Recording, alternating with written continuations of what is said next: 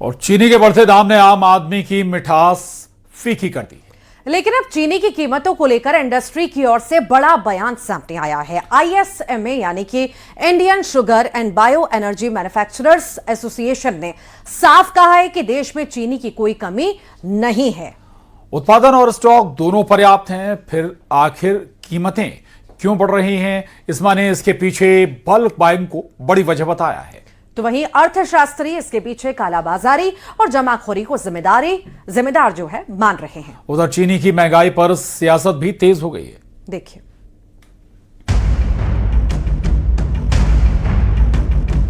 चीनी की बढ़ती कीमतों के बीच इस्मा ने तस्वीर साफ करने की कोशिश की। संगठन का कहना है कि देश में चीनी की कोई कमी नहीं है, चीनी का उत्पादन भी पर्याप्त है और स्टॉक भी पर्याप्त मात्रा में मौजूद है। तो फिर चीनी महंगी क्यों हो रही है?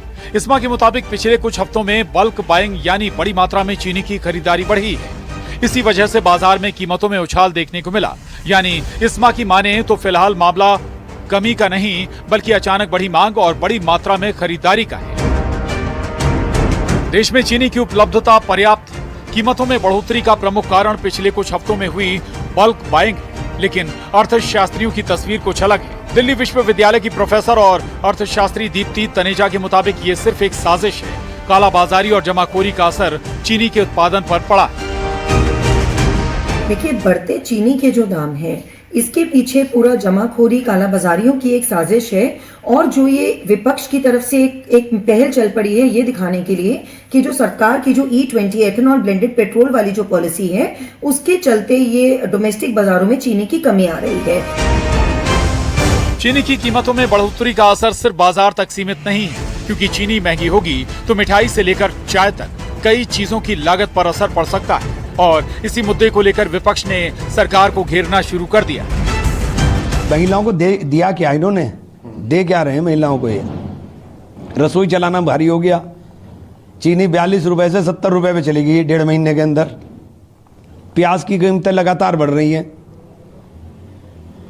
पर डे प्याज की कीमत जा रही है। और अभी जो आंकड़े हैं, चूंकि स्टॉक में है नहीं प्याज, तो प्याज बुरी तरह से रुलाने जा रहा है। तो ये कर क्या रहे हैं? इनकी टोटल नीति फेल है। किसान फसल पैदा करता है, उसको दाम नहीं मिलते और उसके बाद कीमतें आसमान पर चढ़ने लगती हैं।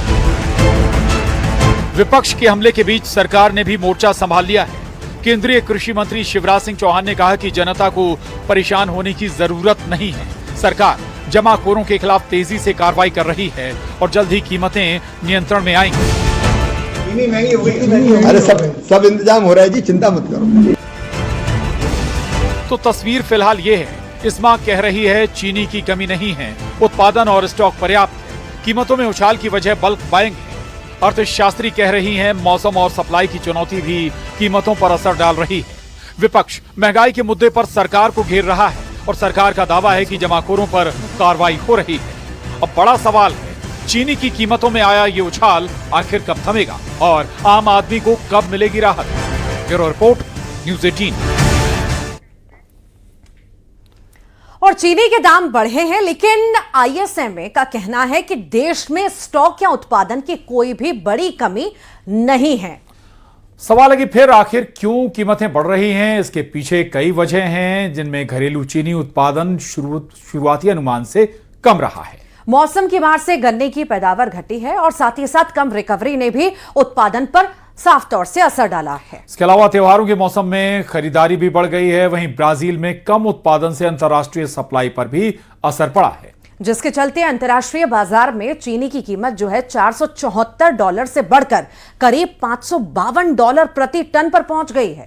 साथ ही इस्मा के मुताबिक बड़े खरीदारों ने जरूरत के वक्त खरीदारी करने के बजाय 1.5 से 2 महीने पहले ही चीनी जमा करना शुरू कर दिया और इससे बाजार में उपलब्ध चीनी कम और गोदामों में स्टॉक जो है ज्यादा हो गया। यानी चीनी की वास्तविक कमी नहीं थी, लेकिन बाजार में कमी का एहसास जरूर दिखाई देने लगा और इसी का असर कीमतों पर भी पड़ा है। और रक्षाबंधन के विज्ञापन को लेकर बॉलीवुड में छिड़ी बहस अब सियासत तक पहुंच गई है। कृति सेनन के ज्वेलरी एड में उनके कपड़ों को लेकर सवाल उठे। बीजेपी सांसद और अभिनेत्री कंगना रनौत ने तंज कसते हुए पूछा, बिकनी या अंडरगारमेंट्स में भाई को राखी क्यों बांधे होगी? कृति ने भी पलटवार करते हुए कहा कि त्योहार का सार कपड़ों में नहीं, भावनाओं और परंपराओं में है। अब इस विवाद में लोकसभा में विपक्ष के नेता राहुल गांधी भी कृति के समर्थन में उतर आए हैं। राहुल गांधी ने कृति का बयान शेयर करते हुए कहा कि किसी महिला के कपड़ों और जीवन शैली को लेकर ऑनलाइन पॉलिसिंग नहीं होनी चाहिए। यानी राखी के विज्ञापन से शुरू हुआ विवाद अब कपड़े, संस्कृति और महिला की पसंद से होते हुए सियासत तक पहुंच गया है।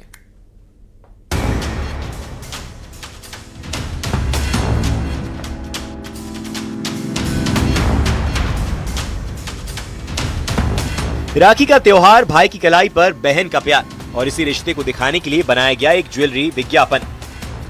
लेकिन विज्ञापन सामने आते ही विवाद शुरू हो गया। कृति सेनन के आउटफिट को लेकर सोशल मीडिया पर सवाल उठने लगे। कुछ लोगों ने इसे रक्षाबंधन जैसे पारंपरिक त्योहार के लिए अनुचित बताया, तो कई लोगों ने कृति का बचाव करते हुए कहा कि कपड़ों को संस्कृति और सम्मान का पैमाना नहीं बनाया जाना चाहिए। विवाद में एंट्री हुई बीजेपी सांसद कंगना रनौत की। कंगना ने कृति का नाम लिए बिना इंस्टाग्राम स्टोरी पर सवाल उठाया कि आज महिलाओं के पास कपड़ों के इतने विकल्प हैं, तो फिर भाई को बिकनी अंडरगारमेंट्स में राखी क्यों बांधेगी। कंगना ने विज्ञापन को जानबूझकर असहज करने वाला बता दिया।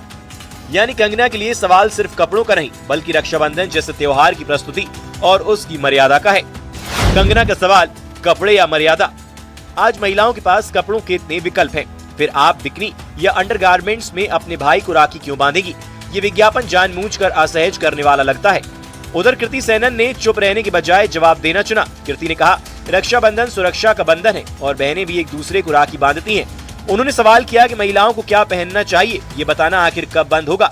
कृति का तर्क साफ था, त्योहारों का सार कपड़ों में नहीं, भावनाओं और परंपराओं में है और संस्कृति दिल में होती है, नेकलाइन में नहीं।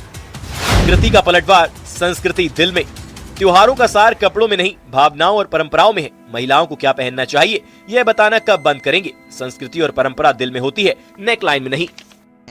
आपकी साथी कलाकार हैं, आपकी इंडस्ट्री से ये लड़कियां आती हैं, ये भी होनहार हैं, आप भी बड़ी अच्छी अदाकारा, आप भी बड़ी होनहार अदाकारा हैं। आप जो अब कर रही हैं, उनके कपड़ों पे कमेंट करना, उनकी लाइफस्टाइल पे कमेंट करना, किसी की वेशभूषा पर बोलना, ये दिखाता है कि आपकी कितनी मिसोजिनिस्ट, कितनी पितृसत्ता वाली सोच है आपकी। और इसी पितृसत्ता सोच के खिलाफ राहुल जी कहते हैं स्मैश द पेट्रियार्की। आप ये काम अभी तक आदमी कर रहे थे तो बुरा लगता था और इसके खिलाफ हम खड़े थे। अब देश की चुनी हुई महिला सांसद जो फिल्म इंडस्ट्री से आती हैं, और आप तो बहुत खूबसूरत हैं और आपने तो बहुत अच्छे अच्छे कपड़े पहने और उससे ज्यादा ग्लैमरस कपड़े पहने और इसमें अच्छी कोई बुरी बात नहीं है। आप अपने साथी कलाकारों के खिलाफ इस तरह की तीखा टिप्पणी, कितनी नेगेटिव, कितनी मिसोजिनिस्ट, कितनी पितृसत्ता, कितनी पेट्रियार्कल सोच है। लेकिन कंगना की इस टिप्पणी के बाद बहस सिर्फ कृति के विज्ञापन तक नहीं रही। कंगना के पुराने विवादों और उनके तीखे बयानों को लेकर भी आलोचना शुरू हो गई। आशुतोष राणा, सोनू सूद और बाबा रामदेव समेत कई लोगों को लेकर कंगना ने हालिया बयान में तीखी प्रतिक्रिया दी। कंगना ने अपने आलोचकों की सफलता और उनकी टिप्पणियों पर सवाल उठाए। यही वजह है कि सोशल मीडिया पर अब एक बड़ा सवाल भी उठ रहा है कि असहमति जताने का तरीका कितना मर्यादित होना चाहिए।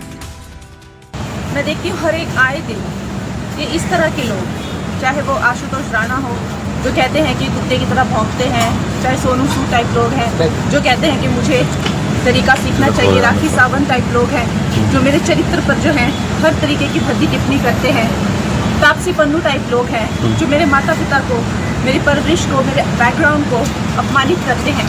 ये लोगों के लिए मेरा सिर्फ एक मैसेज है कि अगर आप लोग मेरे समान 1% भी लाइफ में सक्सेस नहीं कमा पाए हो तो मैं आपका कोई भी ज्ञान नहीं सुनूंगी।